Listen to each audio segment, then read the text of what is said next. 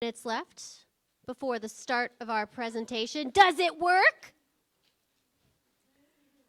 Great job. Go team. Whew. It has been fixed. Praise be. All right, so does that mean we can go ahead and get started? Are we ready to get started?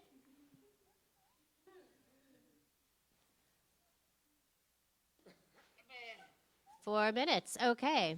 I'm still being told 4 minutes. Okay. 4 more minutes then.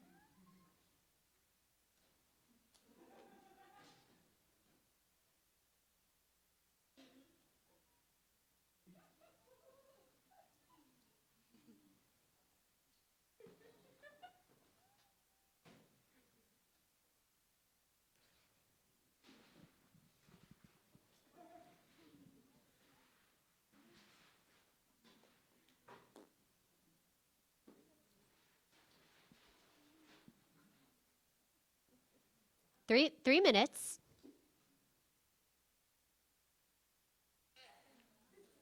3 minutes. Hearing people are going to say it like this, 3 minutes.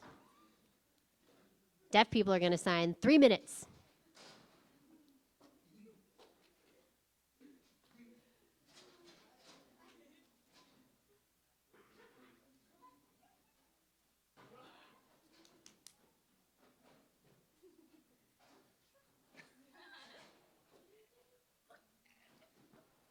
Hey, Jojo, 3 minutes. 3 minutes. Got it. Thank you for stressing me out. I'm not stressing you out. No pressure, just giving you a heads up. Okay, guys, 2 minutes. 2 minutes.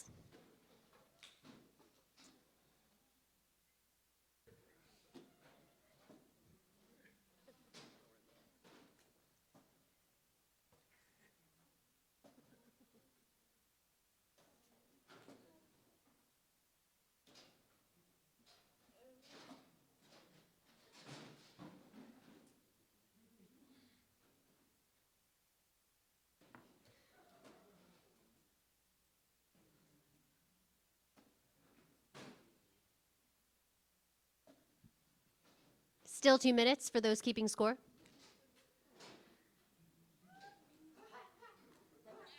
Okay, now 1 minute.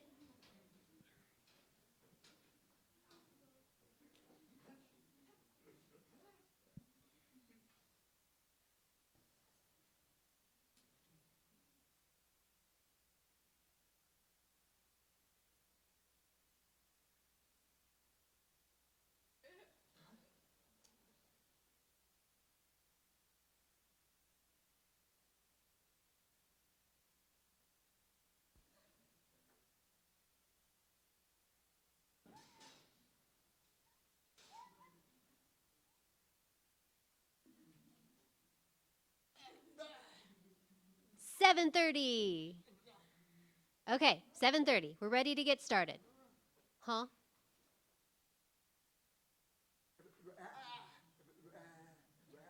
You have 7:28? 29? 7:29? Fine, we'll follow your clock. You tell me when you're ready. I see 7:30. So can we start? Fantastic. Hey, everyone. Hello, hello. Are we ready? Hi, everyone, and welcome. We have our NTID presenter series tonight. We have a presentation by Jojo, and this is hosted by Doves. Jojo, yes. Okay, Jojo is going to present.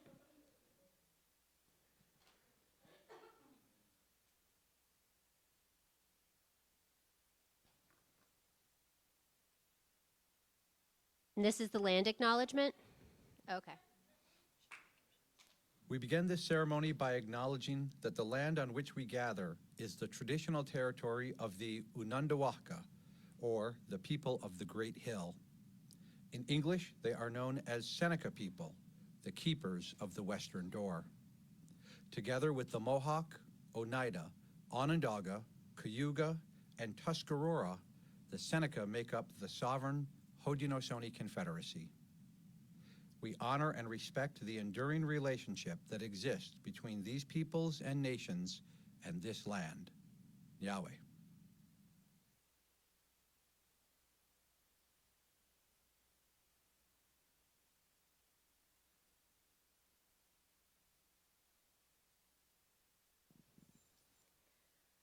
So we have some ground rules that we're asking you to follow during tonight's presentation. Please pay attention to our presenter. If you are disruptive, we may ask you to leave. Please, if you had dinner or if you have trash, please throw it away. We do have a live stream happening, so please be considerate of that as well. And at the end, we are going to have a question and answer session. So please be respectful, and if you would like to ask a question, please raise your hand and make sure you take turns. Okay, great.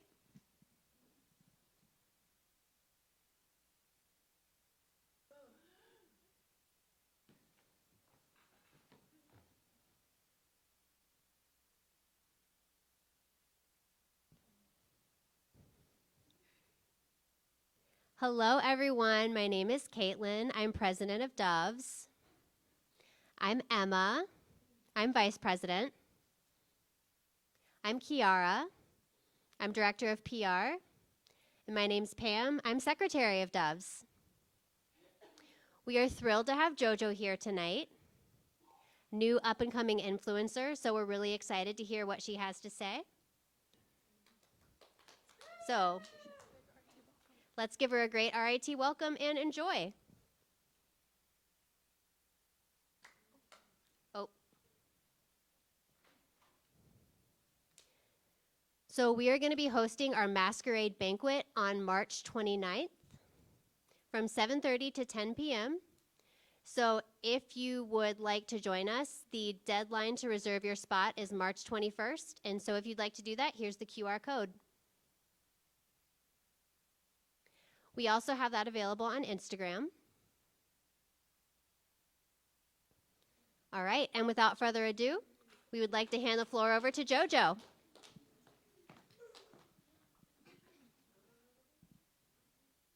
Hello, everyone. All right. My name is Jojo, and I am so happy to be here tonight. Thank you so much for that lovely introduction. I flew in last night, and I have just been enjoying my time here. This is my second time here in Rochester. The last time I was here, I was in middle school. I came here for a science fair competition, and I didn't really remember much about RIT, so it's great to be here again and to meet all of you. Thank you so much for coming. Thank you especially for those of you that came from off campus, whether you're a student here or you work here, anybody who's maybe missing class to be here, yeah? Thank you so much for your commitment. I appreciate all of you. So I'm going to talk tonight about embracing the awkward and owning your chaos. So I have a question for all of you. And if this applies to you, raise your hand, okay? Who has felt awkward before? Yeah? Literally everyone has experienced awkwardness before. So I'm going to give you examples of some situations and look around to see who else has felt the same thing. So have you ever been on social media like Facebook or Instagram, and maybe you're like doing a deep dive into your crush, or if you want to maybe look back 5 years ago and you accidentally like an image that's like 5 years old? Anyone? Yeah? Or have you ever seen someone that you know and they wave to you and then you turn around and realize they were actually waving to someone else but you waved back? Whoops. Or have you ever had an experience where you tripped and fell and you had to kind of like catch yourself and make sure no one saw you fall? Yeah? See, we all do this. Awkwardness is ubiquitous, right? We all experience it. And in that moment, it feels awful, right? It feels embarrassing. But what's behind the awkwardness? Do you know? Where does that awkward feeling come from? Like, what emotions influence it?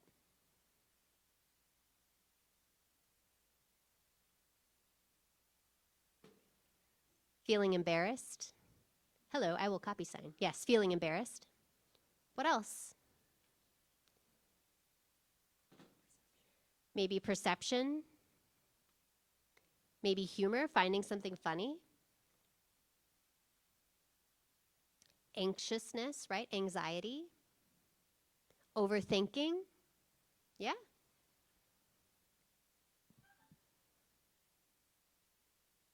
I want you to think about that while I'm talking, where that awkwardness comes from. It's often fear and shame. Those are the two emotions that cause us to feel awkward. So, is that a good thing? Yes and no. How do we overcome awkwardness?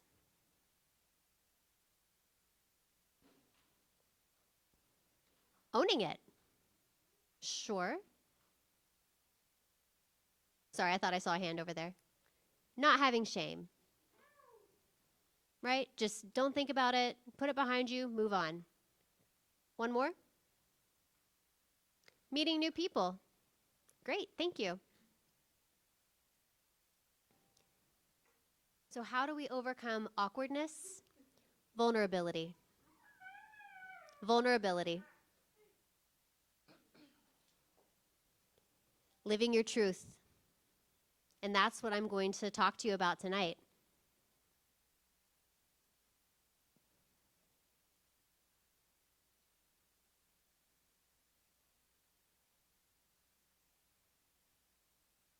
So this is who I am.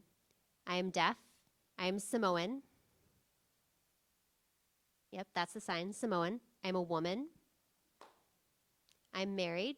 This is my husband. His name is Austin. He's watching tonight. Love you, Austin. He's like, I haven't seen the link yet. Is it 7? He's watching from home in Utah. He's hearing. We met 5 years ago. And we got married 2 years ago. And he's been learning sign.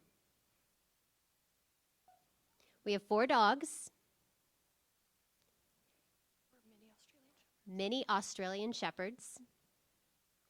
See the 2 dogs, the 2 higher pictures, they are both hearing. And then the ones below that are deaf. We also have 3 cats. See the 2 that kind of look the same? Their names are Pine and Apple. Put them together and you have Pineapple. And then the third is Chum. And pretty soon we're going to get another cat named Bucket so we can have Chum Bucket. We figured we would have 4 cats and 4 dogs. We also just got a chameleon. You can see him up there as well.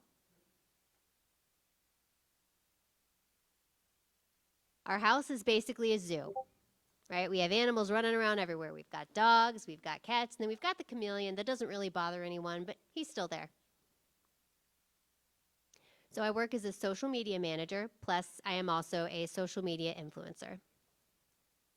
I just started my own social media agency with 2 employees working under me just this past December.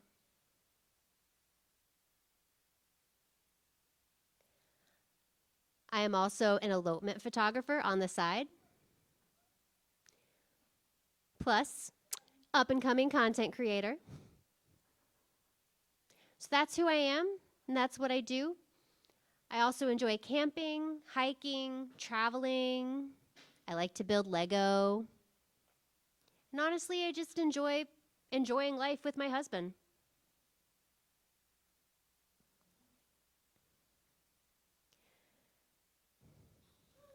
I moved around a lot, almost every year when I was younger.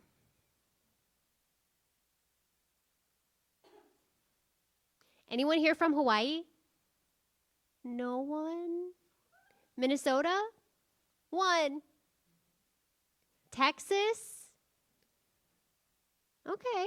A couple. Oh, 3. 3 people from Texas. Anyone from Alaska? Huh. Samoa? I didn't think so. Utah? 2 from Utah. Look at you. So I was born in Hawaii.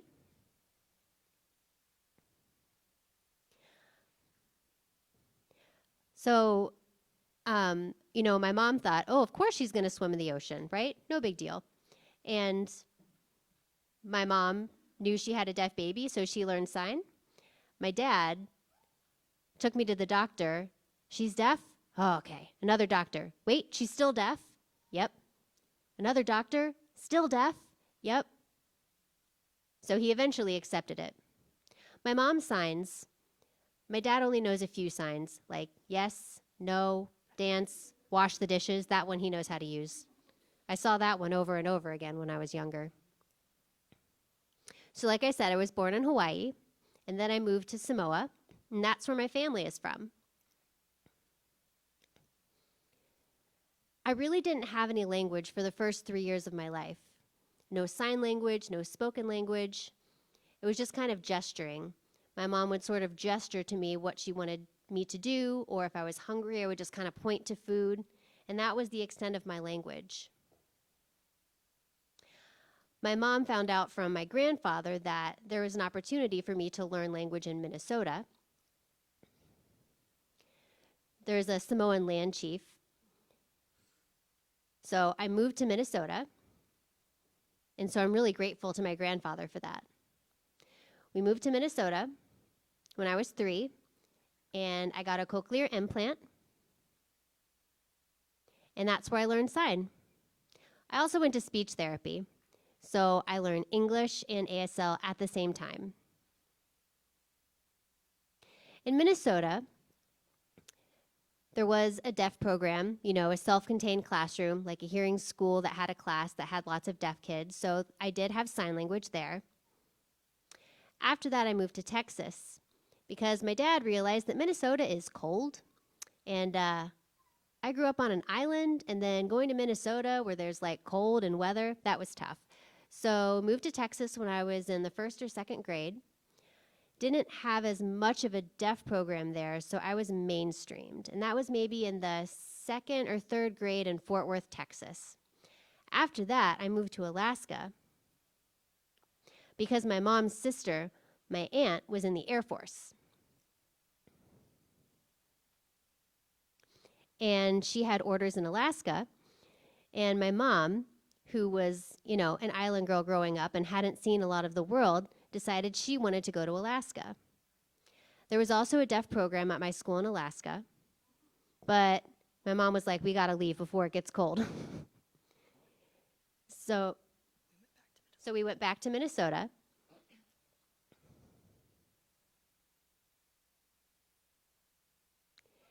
After that, we moved back to Texas because, again, winter was wintering and Texas is warm. So I went back to that mainstream program. And then I moved back to Samoa when I was 11 because my parents thought I was a bit of a brat, realized I wasn't listening, and decided the best thing for me was to send me back to Samoa so I could learn more about my culture. And that is where I experienced oralism for the first time. Samoa didn't have the same deaf education programs like I saw in the United States. I got a little bit of a bye from my parents just because they're like, oh, it's our daughter. Plus, Samoan culture is, naturally very friendly. But when I was 11, I experienced an 8.3 earthquake. It was a huge natural disaster with flooding, and I realized at that point how much privilege I had growing up. So after that, I moved back to Minnesota. And even though I had a deaf program previously, at that point, I was kind of the only one in my mainstream program. And that was a darker time in my life. I didn't have language stimulus. I didn't have friends. I didn't have the same, sense of community and culture like I had in Samoa. I was always that awkward new kid, right?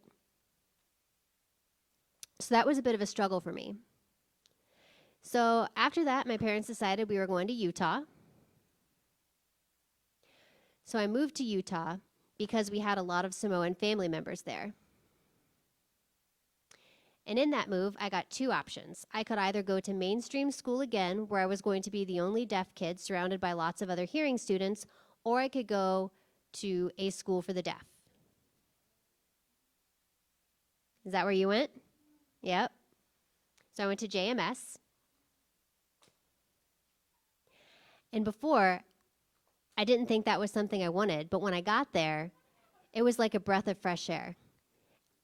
Everything that I had learned about oralism and signing exact English, I could remove from my mind and just embrace school. And I had moved so much, I hadn't had a strong source of stability or friendship, but I was able to stay in Utah throughout high school. I was able to get involved in lots of after-school activities, science fair, Lego, basketball, theater, you name it, I did it. And then during my senior year, you know, that time in your life where you're kind of trying to figure out what you want to do next, where you want to go for college, thought about Gallaudet, thought about RIT. And then my parents got pregnant with my baby sister. So I decided I was going to go to Utah State University, which was only 2 hours away from where I lived. Still gave me enough of a sense of independence, but I could still visit on the weekends to see my baby sister. So there's an 18-year age gap between myself and my sister, and then 2 years later, my baby brother was born. So now my baby sister is 10, and my brother is 8, going on 9. His birthday's Sunday. And while I was at USU, I was a computer science major for the first 3 years. And I thought I liked computer science. I figured that'd be a good opportunity to make money. But then I realized that was not really my thing, sitting in front of a computer and coding all day. I got an internship for Sorensen, marketing, and that was more my thing. More spending time with people, plus doing social media. So then I decided to change my major, which unfortunately meant I had an additional 3 years of school, but trust me, it was worth it. So I had 6 years at Utah State University, and then during the summers, I would travel.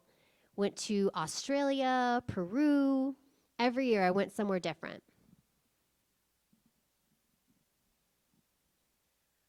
So I was in the sales team. I was also in rugby. Really enjoyed that. I met my husband, and the rest is history. So that's a bit about my experience growing up. While I was at USU, I was also the president of the ASL club. I wore so many hats, and I worked so many jobs to support myself going through school. Samoa was a huge part of my life and my upbringing. I grew up dancing. My grandfather, on both sides, are community chiefs, so they're leaders in the community.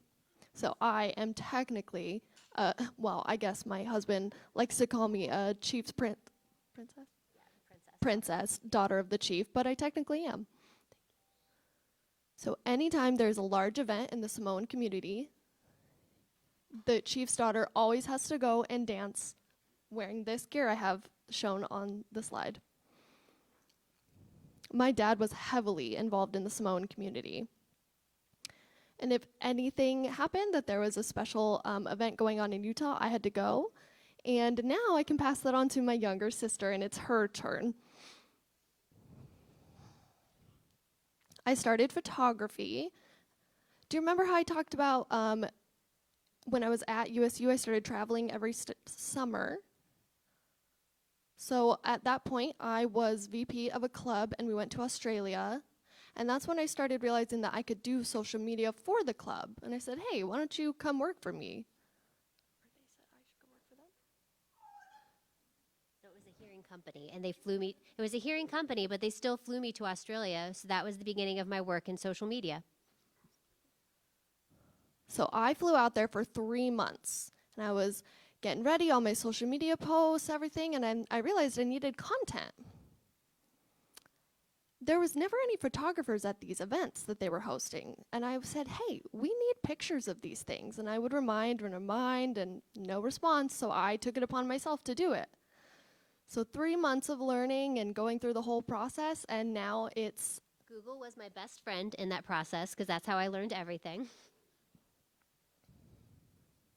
And now I do photography, and I really enjoy it. I do professional wedding photography. I've done sports. I've done newborn photo shoots, maternity photo shoots, family, partners. And now I've really focused more so on wedding photography. It's definitely my place of enjoyment. The last picture here is a photo of me and my siblings. Okay, your turn. I have a question for you all. What is your vision for life? What does life look like for you when you see it in your mind? Somebody said easy. Not easy. Not easy. Doing what you love. Okay, give me some more visuals. What do you see when I say the word life? Fair system for everyone.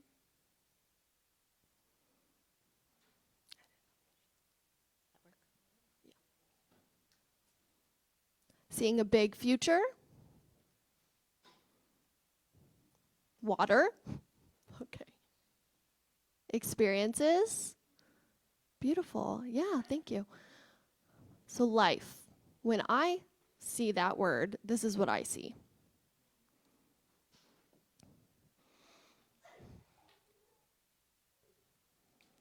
You know how so often people say, oh, life has its ups and downs? I don't like that, because that signifying of ups and downs also implies that you have low spots and that it's a stable low spot. And that's saying that you never grow in your life. No, no, no, no, no. In life, you grow every time. You can see these blue dots on my graph here. Those blue dots, that's those awkward moments that you're feeling. Anytime you are experiencing hardships, or you're struggling, or there's a conflict in your life, that is signified here by these blue dots on my graph. And every time you feel like, gosh, this is my worst and this is my lowest and I'm at rock bottom. You've been worse before, which means every time you succeed, you're growing, and that is going further and further up as you progress, as you can see here. That's how I view life. So anytime there's an awkward thing happening, think about it. It's so good for your growth.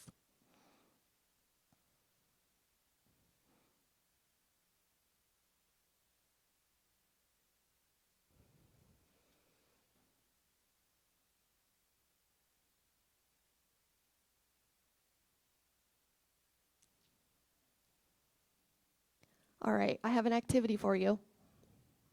I'm going to ask you what your superpower is. What are your strengths? So for the next 5 minutes, not yet, hold on. I'll tell you when, but in the next 5 minutes, I want you to think about it. What is your insecurity?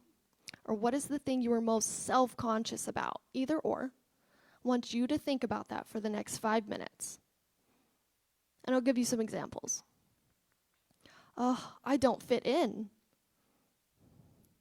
You know, I grew up and I moved all the time, and I was always that new kid. And I was a big Samoan woman, and I'm deaf, and I'd stand there and say, hi, I'm Jojo, I'm new here. And it felt like I had all eyes on me all the time. I was always that new kid. But that was my normal. And it happened again and again and again in my life. I used to be very shy. You think I could come up and do a presentation? Oh, no. My friends would look at me and laugh if they saw where I'm at now. I see some giggles here. That used to make me incredibly uncomfortable because I felt shame and I felt embarrassment and fear. And then over these years of repetition, I realized that that was actually my strength. Me not fitting in anywhere is actually me having a unique perspective that nobody else has, being a deaf Samoan woman. I view the world differently, and I cherish that. And I cherish that awkwardness, and I turned that and I reframed it. Next example, I'm awkward. Sure, that just means I'm authentically myself. That's not a bad thing. Next, I get nervous speaking in front of people. But what that can also means is I get nervous because I want to make sure that you are actually retaining what I'm saying and getting something out of it.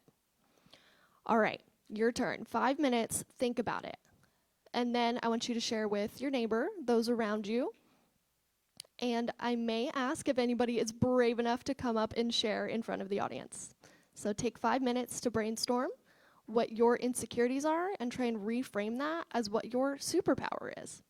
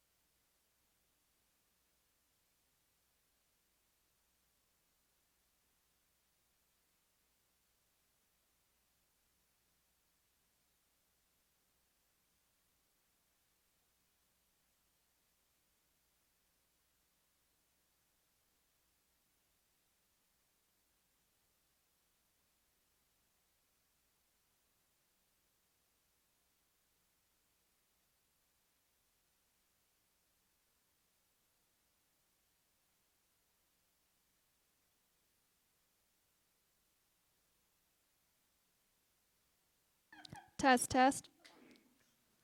Is this connected? Okay, we're good. Okay, everyone. Any volunteers want to come up and share how you reframed your insecurity? Rose, your copy sign for us.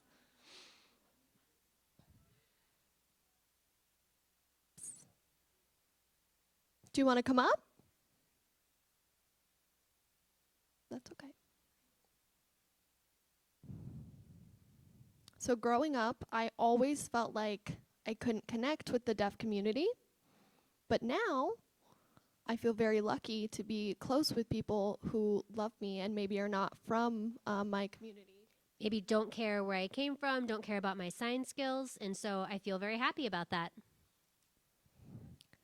Yeah, it's normal to not feel connected to maybe a community you're a part of, but it's really about who you surround yourself with and creating your own community. And it seems like you've done that. That's amazing. Thank you for sharing. Anyone else?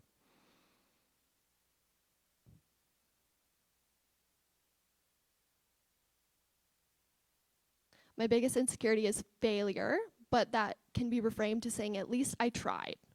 Yeah, you're trying. And that's better than doing nothing. You want to share?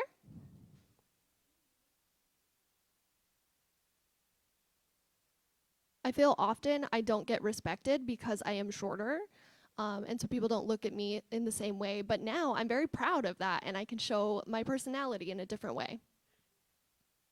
Yeah, sometimes being a certain height or looking a certain way maybe makes you feel different, and you can reframe that, and that's awesome. I'm glad you could. All right, last one.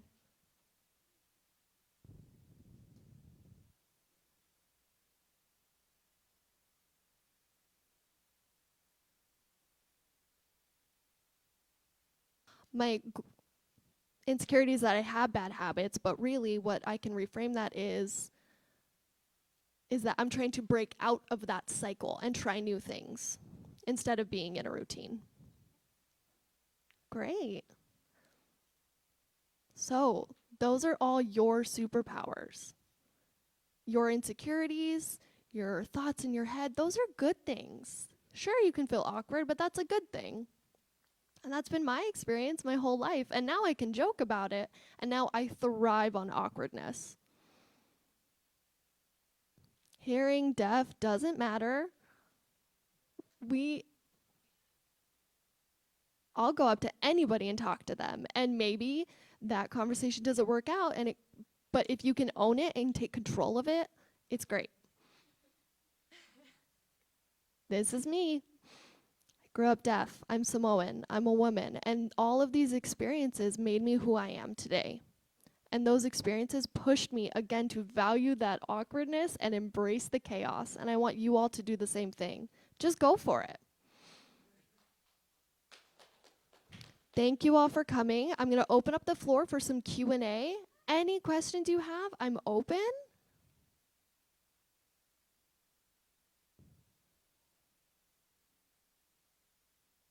Can you explain to me the sign behind Samoan?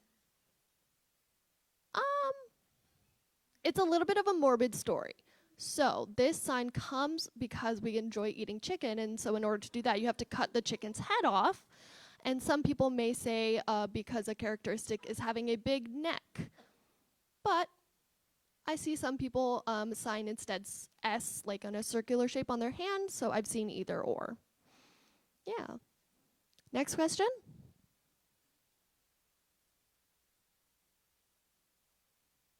So now that you're here in Rochester, what do you think about it?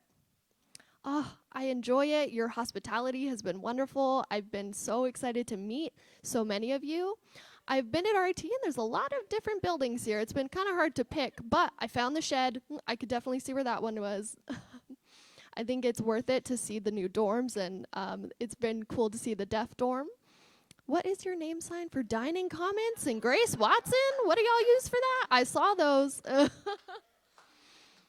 Yes, they have those signs for a reason. Yes, so those are two names that I've had to get used to, and I say, all right, RIT. I don't think Gallaudet had those. What were their dining areas called? Basically, their name signs at Gallaudet were not associated to throwing up at all. Hey, how can we reframe that? Maybe RIT doesn't have the best food, but they teach you to cook better. Yeah, yeah. All right, next question.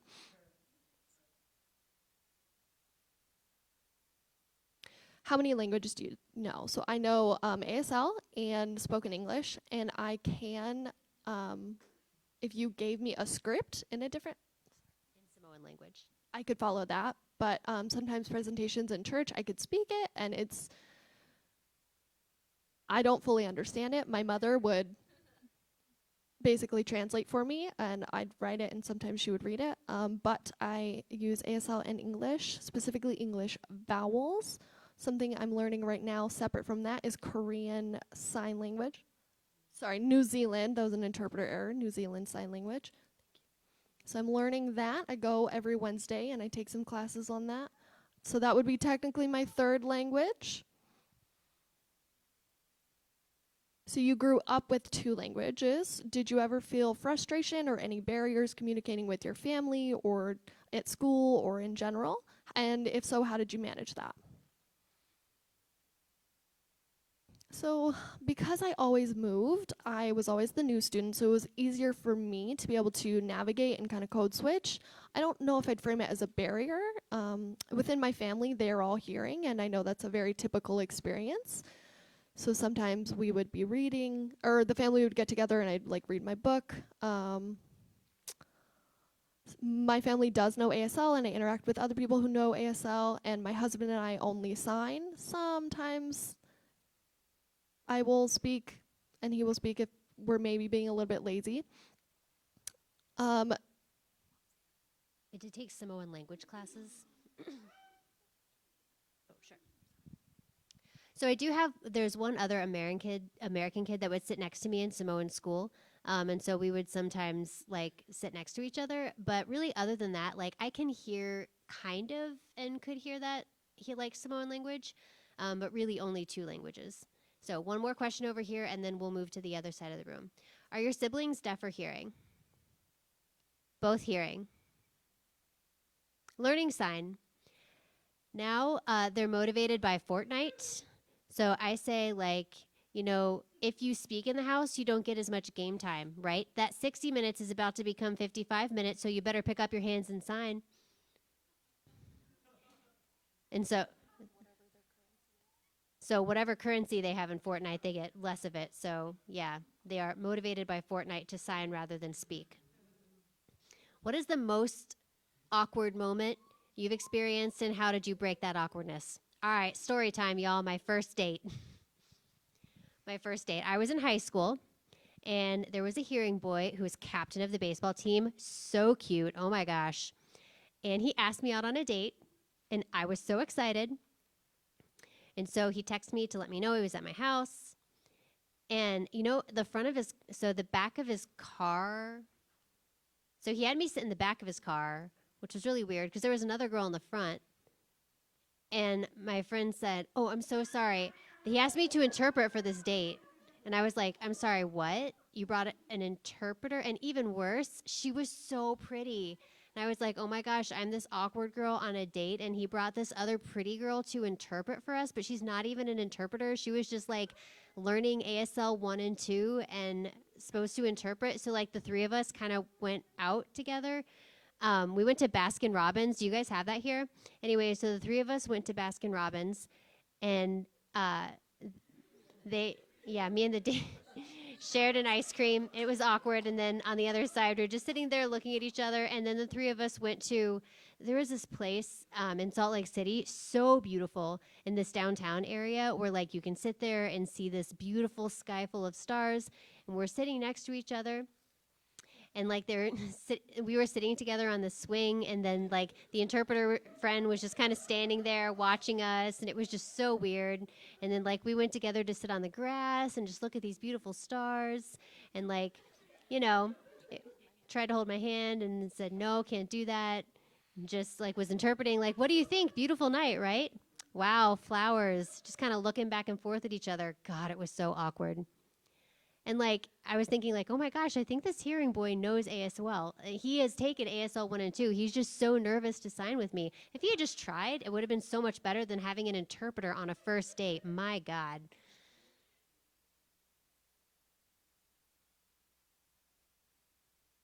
Right. My husband got me, so we're good. Don't worry. My husband didn't know ASL at first. He just started with the ABCs. That other guy didn't even bother to try to talk to me. He just like brought a third wheel on our first date. So that was probably one of my most awkward moments ever. Ever.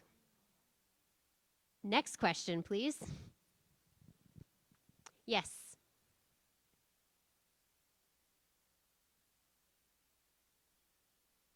So, can you think of a moment in your life? Sorry, hold on. You're a little bit far away. Can you think of a moment in your life where something happened and it turned life upside down, but you had to accept it anyway? Like, how did you get to that point where you had to accept who you are? Honestly, I think I maybe still haven't gotten there, you know? Like, when I started working on social media, it was kind of more of a, why not? Plus, I had a friend that challenged me to post 30 days straight. And I thought people wouldn't care about what I had to say. People wouldn't care about my content. And that friend said, no, you have a skill. You can post on social media. You can edit. You can engage with an audience.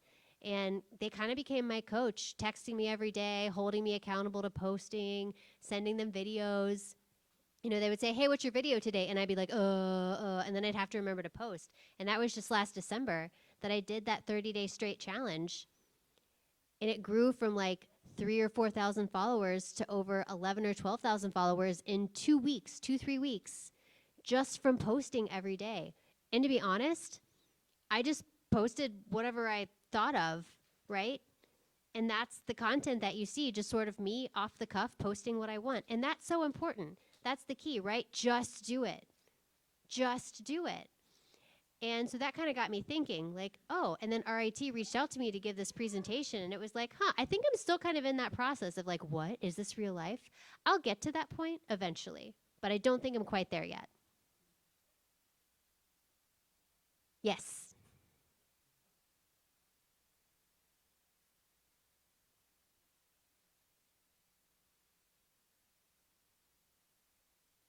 Hmm? Oh, sorry, the question was about Lego. Why do you like Lego? Lego. I was kind of anti-Lego at first because they're so expensive. And I'm not really a stuff kind of person, right? So, but my husband is all in on Lego. Always built Lego growing up and super smart. So, you know the like flower Lego sets? For a date, he said, hey, let's build this together. And so I don't like sitting still for a long time, so I got kind of impatient. But then he brought another Lego with different flowers, and I eventually got hooked and needed all of the Lego flowers, and Lego took all of my money. And I would see one and be like, oh, I need to have that. And so now I have many Lego at home that I haven't even built. I even brought one here to build with a friend last night. Yeah. It was like, there's like a wall of Lego. And so we took her like her Lego set, and yeah, I really enjoy Lego now. I don't know. Once I start something, I have to see it through, which is kind of a problem, especially with Lego. Sitting or standing? Huh? Oh, whatever's comfortable for you. Sorry, I just want to make sure you can see me okay. What made you want to become an influencer? And how did you get there? Like, what's your experience, especially as a social media manager?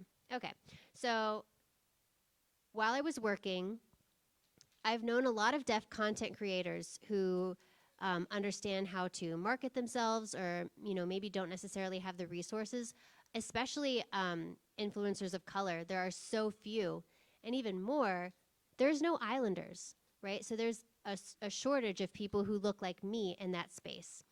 So I have my culture, right? I wanted to have my culture represented for others to see, because I didn't have that experience growing up, right? I didn't have somebody to look to. And so as far as how I got there, I would say, again, just do it, right? Just take the leap. Just be who you are, post who you are and what you want other people to see. Build your own community. Like, my community is literally all of you, people who engage with my content, right? And if you don't, no hate, they're not part of my community, but like, I think I see a question in the back.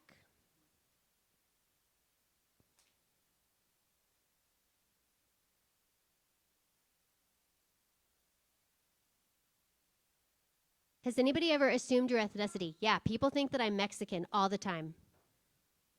Yeah, people always think I'm Mexican. And I have to correct them and say that I am Samoan. And then they realize it after spending time with me. Yeah. Any other questions?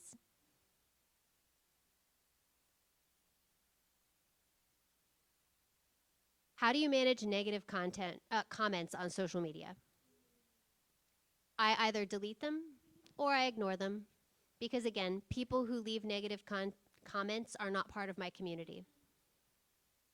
And again, I think it's also the content that will draw people in, right? So if you're posting something that draws a lot of negative comments, then you'll get negative comments, but I don't get a lot of that because I'm more about positivity. So, I mean, sure, I do get mean comments sometimes, but I don't think about them too much.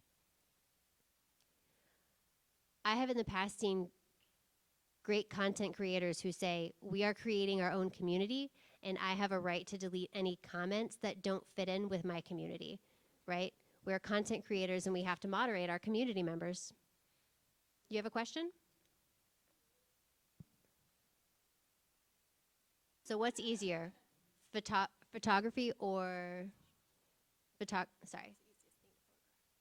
So what's the easiest thing to photograph? Families are hard, sometimes not so hard. Families are often fun, but not easy when there are kids crying, for example. Maternity shoots are a little bit overwhelming, you know, because you're trying to get everything just right. Headshots are probably really easy, right? Because somebody's just sitting there taking a formal picture. So I'm going to go with headshots.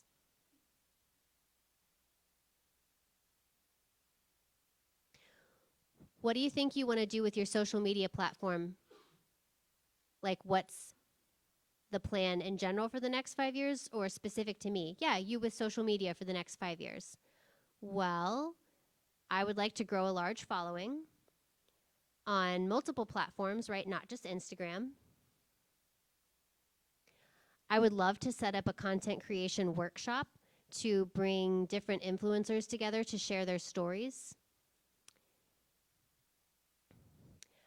You know, I think content creators are going through a lot and they don't often talk to each other. There's a big disconnect in that community. And it seems like people are really isolated, and I don't understand why. Like, why don't we all just get together and teach each other? Because that's another thing that'll help us grow, right? Another way to grow as a community is to, you know, bring each other up rather than pull each other down. So I hope in the future to be hosting, you know, content creation workshops for people who want to learn and who want to strategize, and for people who want to, I also want to post on YouTube and serve as a role model in that way. I'd love to do, have you seen that series, like, What Advice Would You Give Your 10-year-old self? I love that, and I would love to get people together, like influencers, like, what advice would you give your 10-year-old self, you know, for just to inspire the next generation of kids.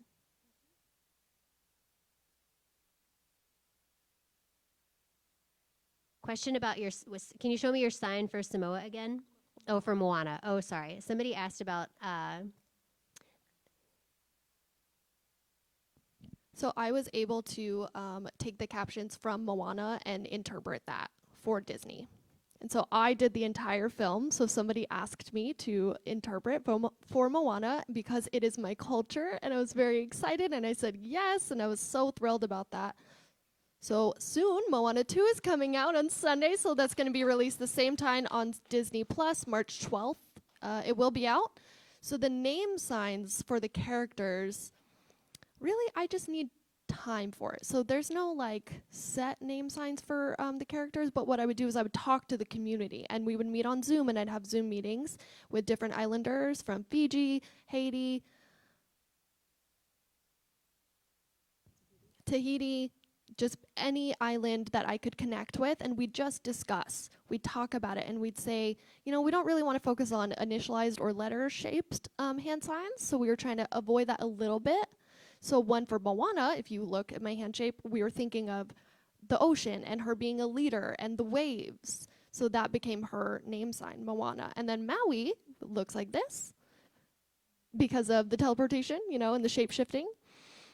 And so as we were able to connect and talk and kind of decide, and then it ended up changing to a different name sign, like an X on the chest, and other deaf islanders connected with me and said, hey, we don't really love that. So what I'm going to say is, hey, reach out to me. Let's talk. We can talk about it. And if there's any possibility that we can change something in the film, I can do that. We can try at least. So again, March 12th is when the second film comes out, and I'm looking forward to that.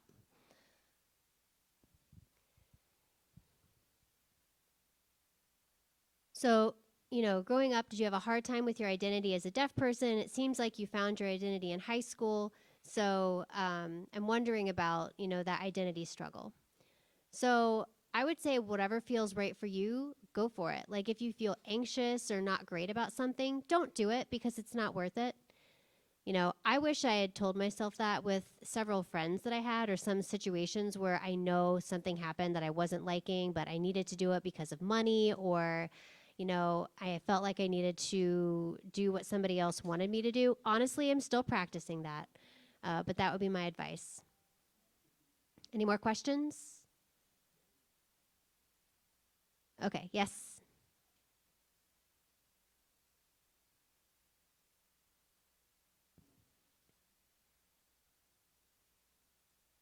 So if I go to Utah, what do I absolutely have to check out while I'm there? Like what's something that's really fun that I got to do? Depends on what season you go. I have a super long list depending on what season you go. Definitely check out some national parks. You have to. They are beautiful. Go hike in the mountains. So I'm not a foodie. You're going to have to ask somebody else about food. So if you want to go out to eat, find somebody who knows anything about food, or go to In-N-Out. And if somebody's like, no, I want something that's not In-N-Out, I don't really know. I can't help you. Sure. Oh, so Utah's really famous for a soda shop? Soda shop. Okay, next question.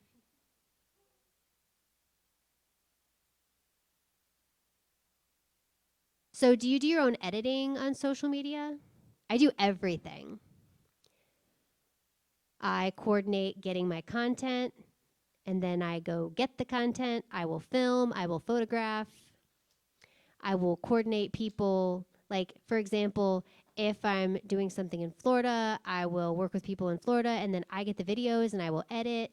I will do my own lighting and color, and then to posting, creating captions, creating the transcripts, visual descriptions. I do everything from A to Z, plus I do all my data analytics,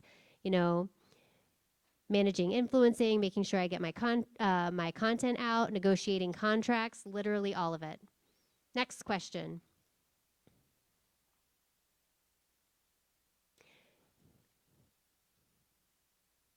So hats off to you. It seems like you do a lot of work, but you're super busy. How do you stay on top of that? I told my husband he's going to have to become my manager because I'm so busy saying yes to everything that I forget that I am super behind and way overwhelmed. And I'm like, oh my God, why am I doing this? And then my husband will be like, well, you could have done this and this and this different. So I think what I'm learning is try to communicate to the best of your ability, because if you really want to do something, do that for yourself. So I learned recently, as I'm taking on a lot of responsibility, that I feel like I'm not doing anything well and I'm failing and not meeting my expectations. So if that's the case, I can end a contract or like opt not to renew a contract, and that's okay. Because if it's like, no, I really want to work with you, I might say like, I'm going to be really overwhelmed over the next couple of months, but once things settle down, and it's important to be honest with yourself. And if you have bandwidth to take something on. And so that's one thing I have to think about, my mental and my physical bandwidth. You know, I live by Google Calendar. I will block out time to do work, and then Sundays I do nothing. You know, maybe I'll film Moana 1 and 2 and then that's it. And then I also have to make time for my siblings as well. You know, my husband and I are super strict about doing date nights on Friday. So I just want to make sure that we have time for each other and that we have time for our loved ones. And if I get overwhelmed, I'll say, talk to me tomorrow. It's 5 o'clock. It is time for me to spend time with my husband. It's really important to write things down on a calendar and make sure that you trust yourself enough to say no. And I still struggle with that. I'm still learning. All right. I think that's all for tonight. Thank you so much for listening. I appreciate all of you and have a lovely evening. We have something for you. So we would like to give you this as a token of our appreciation. Look, guys, I got another Lego flower. You know me so well. We did our homework. We also have this. Oh, look, I got some RIT swag. Oh my gosh, so cute.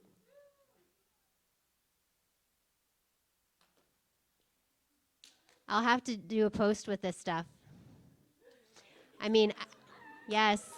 I know you had Gallaudet stuff before, so now you have RIT stuff to match it. Go Tigers.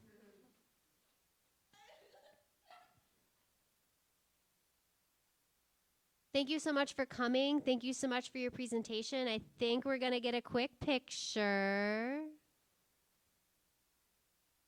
Start with just them, and then we'll bring others in. Do you want to? Okay, are you filming? Okay.